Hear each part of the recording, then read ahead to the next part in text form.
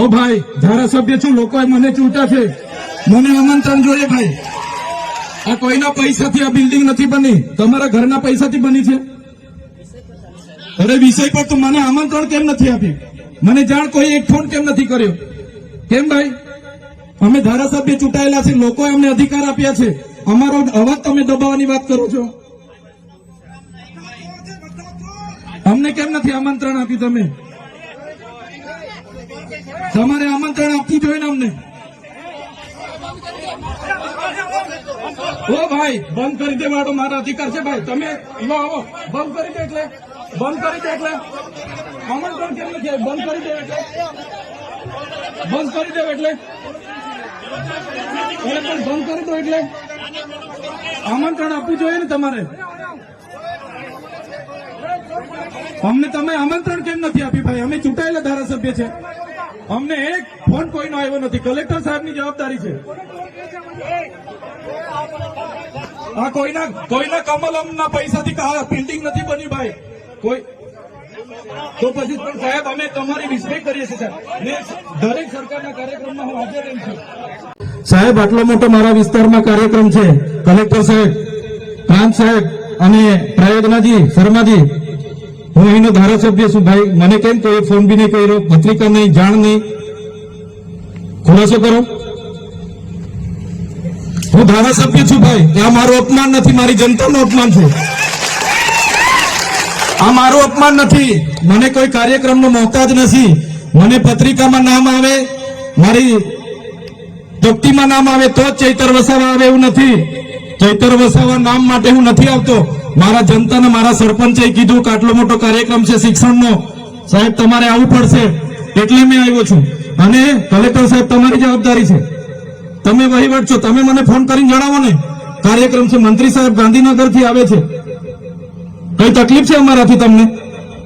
પ્રાયોગનાજી શર્માજી, તકલીફ આપતો તો કેમ ભાઈ તમે અમને જાણ નથી કરતા? કેમ આમંત્રણ નથી આપતા? તમારું વહીવટી તંત્ર હું ધંધા કરે છે ને બધું ખબર છે. હમણાં મોદી સાહેબ આવ્યા હતા, ખર્ચો થાય ભાઈ, 8-10 કરોડ રૂપિયાનો ખર્ચો થાય. તમે દેવ મોગરામાં ડેકોરેશન માટે કલેક્ટર સાહેબ 16 કરોડ રૂપિયાનો અમારા આદિજાતિ બજેટમાં ખર્ચો કર્યો છે. તમે ત્યાં મોદી સાહેબના મંડપના સ્ટેજ માટે 15 કરોડના ખર્ચા કર્યા છે. ટોયલેટ, મોબાઈલ ટોયલેટ માટે 2,40,000 નો 2 કરોડ ને 40 લાખના તમે ખર્ચા પાડ્યા છે. નાસ્તા માટે 2 કરોડ ખર્ચા પાડ્યા છે. તમે ડોમ માટે 2 કરોડ ખર્ચા પાડ્યા, ચા માટે 2 કરોડ ખર્ચા પાડ્યા, બસ માટે 2 કરોડ ને 71 લાખ રૂપિયાનો ખર્ચો પાડ્યો. કેમ? અમે સવાલ પૂછીએ એટલે તમને નડીએ છે? તમારા મનમાં ધુમાડો હોય તો કાઢી નાખજો ભાઈ.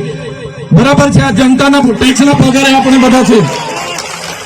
આ જનતાના ટેક્સનો પગાર મને પણ મળે છે, તમને પણ.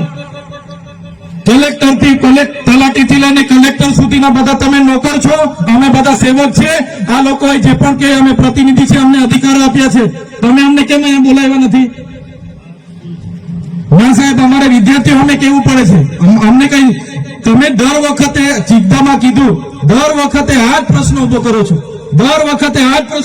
છો, ડેડિયાપાડાના લોકપ્રિય ધારાસભ્ય ચૈતરભાઈ વસાવા સાહેબને આપણે સાંભળી રહ્યા હતા. અને વાત છે આમંત્રણ ન આપવાની. જ્યારે ચૈતરભાઈ વસાવા સાહેબને આ કાર્યક્રમનું આમંત્રણ મળ્યું ન હતું, ત્યારે ત્યાંના સરપંચે જ્યારે ચૈતરભાઈ વસાવા સાહેબને આ કાર્યક્રમની વાત કરી, ત્યારે ચૈતરભાઈ વસાવા સાહેબ એ સરપંચના કહેવાથી આ કાર્યક્રમમાં ઉપસ્થિત રહ્યા હતા. અને જ્યારે પોતાના મત વિસ્તારની અંદર આટલો મોટો જ્યારે કાર્યક્રમ થઈ રહ્યો હોય, ત્યારે ત્યાંના સ્થાનિક ધારાસભ્યને બાકાત રાખવું એ ખરેખર વ્યાજબી વાત નથી.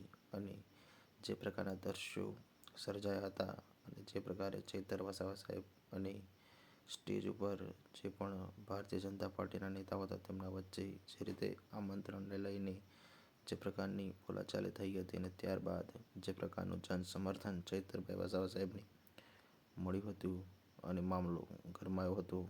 અને વારંવાર જ્યારે આવી ઘટનાઓ બનતી હોય છે, જ્યારે ત્યાંના સ્થાનિક ધારાસભ્યને આમંત્રણ નથી અપાતું, ત્યારે લોકોમાં પણ તીવ્ર રોષ જોવા મળી રહ્યો છે. ખાસ કરીને આજુબાજુના વિસ્તારમાં, ખાસ કરીને ડેડિયાપાડા, સાગબારા, ત્યાંના સ્થાનિક ધારાસભ્ય છે ચૈતર વસાવા સાહેબ, અને તેમને જ આવા કાર્યક્રમોમાંથી રાજકીય કિન્નાખોરીથી જ્યારે બાકાત કરવામાં આવતા હોય છે, ત્યારે લોકોમાં પણ ભારે રોષ જોવા મળી રહ્યો છે. હવે આવનારા દિવસોમાં આવી જે ઘટનાઓ બની રહી છે તેના કેવા પ્રકારના પ્રત્યાઘાત પડે છે, ખાસ કરીને જ્યારે આવનારા સમયમાં જ્યારે સ્થાનિક સ્વરાજ્યની ચૂંટણી છે ત્યારે અંબાજીથી લઈ અને ઉમરગામ સુધીના જે સમગ્ર આદિવાસી વિસ્તારમાં ચૈતર વસાવા સાહેબનું જે રીતે કદ વધી રહ્યું છે અને તે જોતાં હવે આવનારા દિવસમાં કેવા પ્રકારની અસર આવા મામલાથી પડે છે એ જોવું હવે રસપ્રદ રહેશે. પરંતુ